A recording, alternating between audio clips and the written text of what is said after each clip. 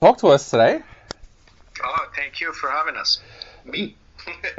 Not a problem. Well, I wanted to start off by saying congratulations on the brand new album. I've been able to take a listen, and it's absolutely fantastic. Thank you. Thank you so much. Thank you. So I was going to ask, what kind of things were inspiring you guys when you sat down to work on this album? Because this album almost feels like a soundtrack to what we're going through around the globe right now.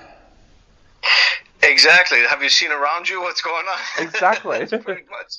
But I mean, the record was actually written last year at the end of the last year. About we started writing it around August of 2019, and we went through about 4 or 5 months and put it together, and by December it was done. I don't know, man. I had this. I felt feeling very aggressive. I had a very dark outlook on things, and that was last year. Imagine now. So basically, last year, I was feeling like kind of shitty a little bit, and I was like, I want to take the reins on this record, and I want to take the direction where it needs to go. And I talked to my guitar player JF, which is also the producer of the band, and I told him to come up to Chicago, where I was living in Chicago back then, and I told him, come up here and let's get this done, but I have a direction. And when he came, and it just, we kept working on it back and forth, because he's from Texas, so we were back and forth, and we just came up with this record. It flowed like water, pretty much easy,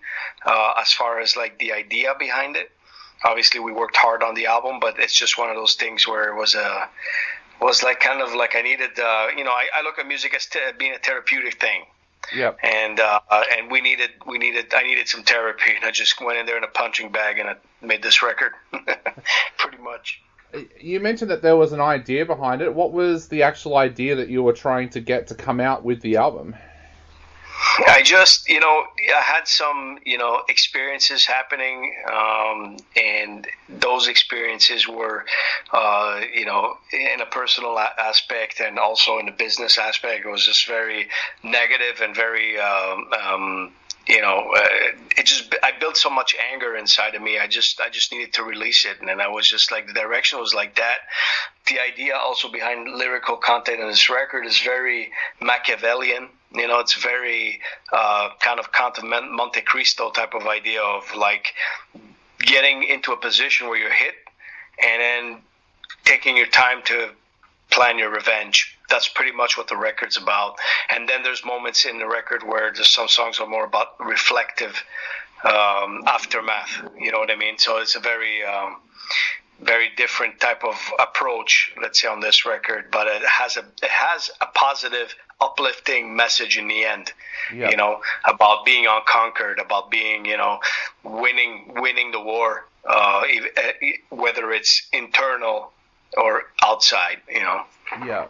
You mentioned that it's therapeutic. Which part do you find the most therapeutic? Actually sitting down and writing the lyrics in the first place, or when you actually get into the studio and get to really belt it out kind of for the first time? It's a very good question, and I've done a lot of interviews already for this record, and that's the first time somebody asked me that, so that's cool. I see it in three parts. I see it when I'm writing. I have to be in that place inside of me, and I technically, when I do it, I'm usually in a dark area by myself with a little light and a pen and paper. So I still do it the old school way, right? Yeah. And I write all my ideas, and then I do my song, and that's therapeutic. Then from that moment, nothing happens until I go into the studio as far as like a therapeutic thing. And then I have to get into the mode of like reading my lyrics and getting back to the moment where I wrote them.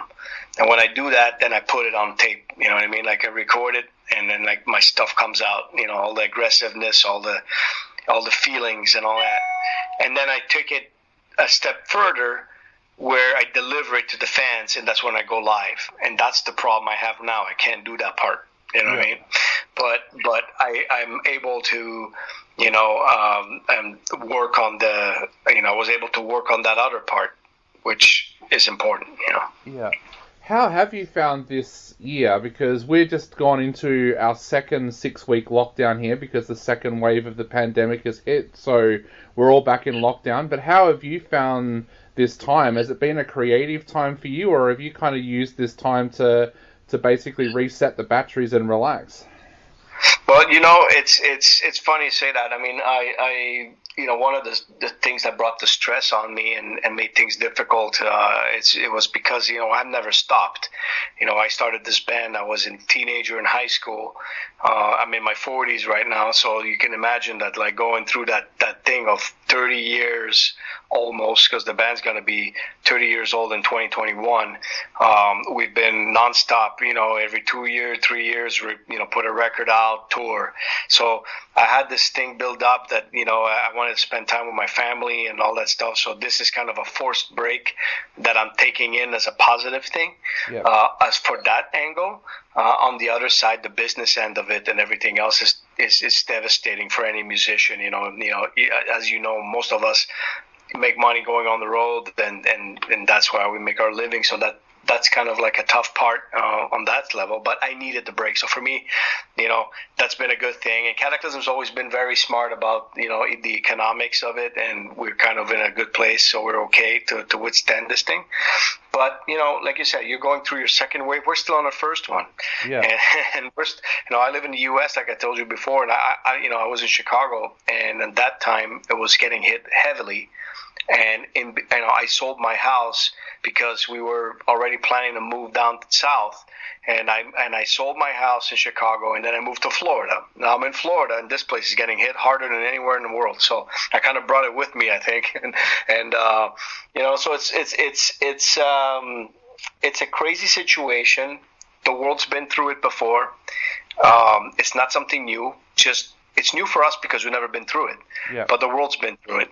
And, the human species is resilient. This is not something that's going to wipe us out the planet. And we're going to come out of it at some point. But we have to kind of be smart about it. I know family members, at least close people in the family members situation where they got this virus. So it exists. I'm going to be the first one to say, it's not a conspiracy theory or anything. I mean, it's there. Now, how it came to life, who knows? You know what I mean? Like, it could have been anything out of China or whatever they want to call it. It could have been. But it is here, and it does exist. And, just wear your mask for now so that it doesn't spread, and hopefully this thing gets behind us soon. Exactly. That's been a big message on our show, everybody. Wear your mask and stay safe is probably the best thing that everyone can do at the moment. So even if you don't believe it, if you think it's a conspiracy or whatever bullshit it is, it might well be, right? Constructed or political or whatever. It doesn't matter. I'm telling you, it exists. It's there. Yeah. Okay. So even if it's 1%, it takes nothing to wear a mask just for the moment and help not, kind of quail this thing down.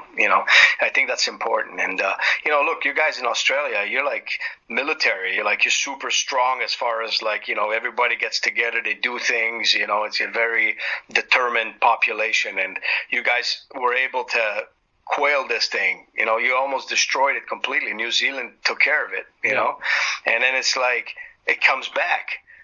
Even after being nice to it, you know what I mean? In the sense of taking care of measures and doing everything. So I think this is a natural process. We have to all get through it. And until there's a vaccine or there's some sort of treatment for it, we're going to have to live with it. And that's the important thing about it, is to try to live with it. Definitely. You mentioned before as well about the band about to celebrate their 30th anniversary. How does that make you feel? Because that is such an epic moment, especially in the modern day musical landscape where bands come and go. 30 years must be, it's absolutely massive for you guys. It's crazy in itself thinking about it, because that makes you think, holy shit, you're old, so it's like fuck. But you have the idea that you're very proud that you were able to do it this long and doing a style of music like death metal, which is not your everyday music that you can, say, hey, you can make a living from. But all of my guys have been making a living from this, and we've been blessed by it, and we've been hard workers. But in the end, going on 3 decades, still being here strong and releasing, I think, in my opinion, an album like Unconquered is a statement to that. That's why the title is there. It has nothing to do with this pandemic, by the way. It was written last year. It was prepared. That was the title. And, our label was like, let's put, records very strong. We don't want to risk it. Let's just delay it. They were thinking first October. Then they were like next year. And I was like, this is a moment people need music, guys. It's like, I don't want to be that guy that's like, trying to show I'm underground, and then all of a sudden we're waiting for everything to be rosy and let's put the record out. That's not metal. Yeah. Metal is being there for your fans at the moment where they need it the most. And I think right now is a moment we need to come together. And people need music. As I said before, it's therapeutic. Cataclysm is here for that reason, because our music is uplifting. It's there to fucking give you that energy, that hope, and we prefer that over business, and that's why we're releasing our record right now. And we were like literally told not to do it, and we didn't care. To me, that's what makes us who we are after all these years, that's the purpose.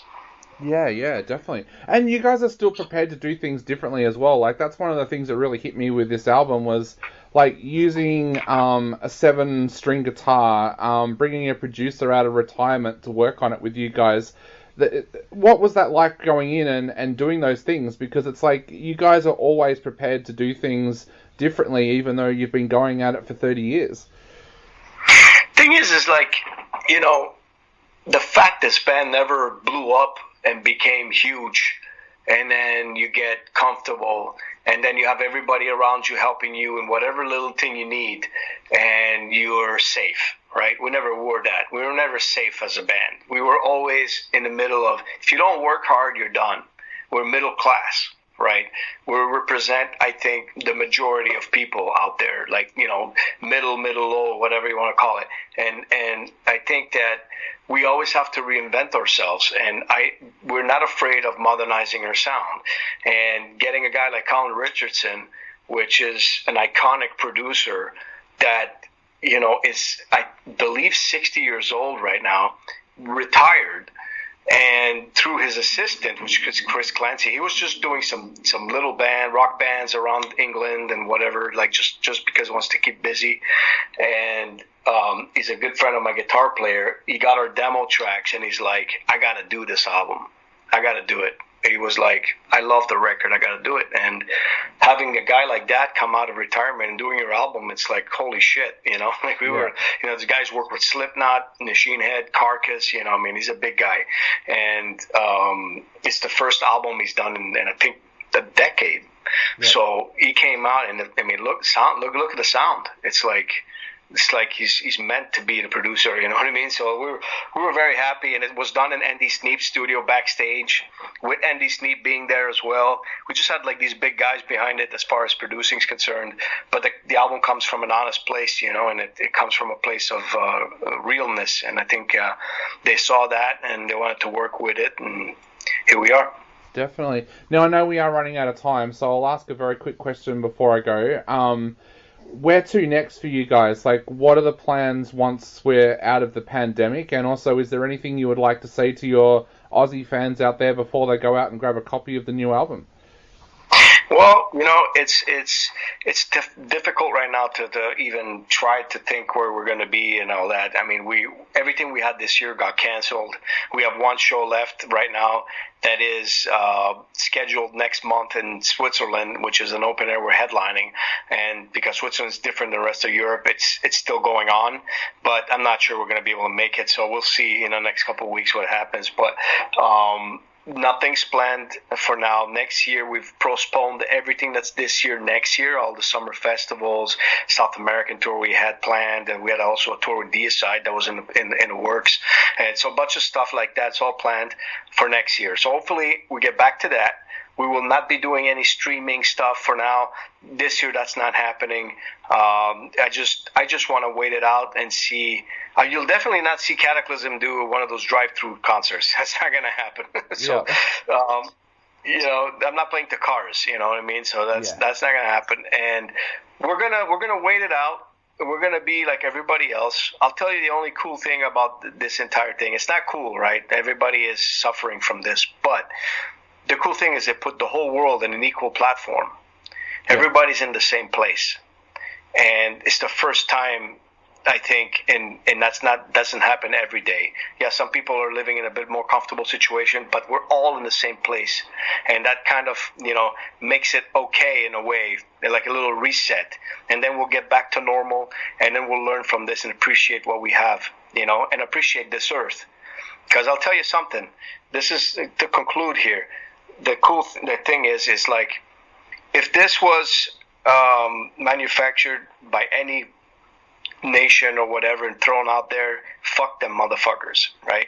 But if this was a natural occurring thing by Earth telling us, the humans, cockroaches, fuck you because you're destroying me, I'm all about it. Yep. Let it happen, because it's a message. Yep. And I think in the end we have to take care of this planet because we're abusing it.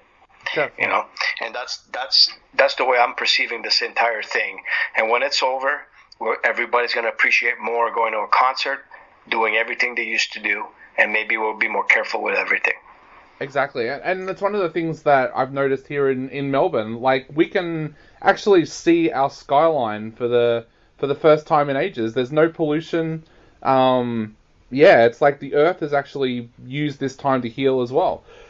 It's great. Yeah. It's great. We needed it. We need it because we never stop, right? We're always curious and we always push. So it's good to see that.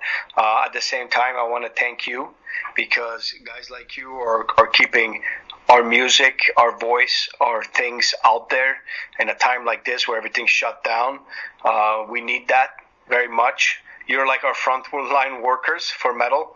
So I appreciate you and your time. And to all our fans out there, give this album a chance. I guarantee you it's the right time to buy a Cataclysm record right now with the stuff going on. You could use it. It definitely is. Thank you. Thank you so much, mate. And it's been an absolute honour and a pleasure to chat to you. And hopefully we do get to see you in Australia sometime in the future. It will be my pleasure. All right, mate. You stay safe and we'll talk soon. Thank you. Thank you. Bye. Bye-bye.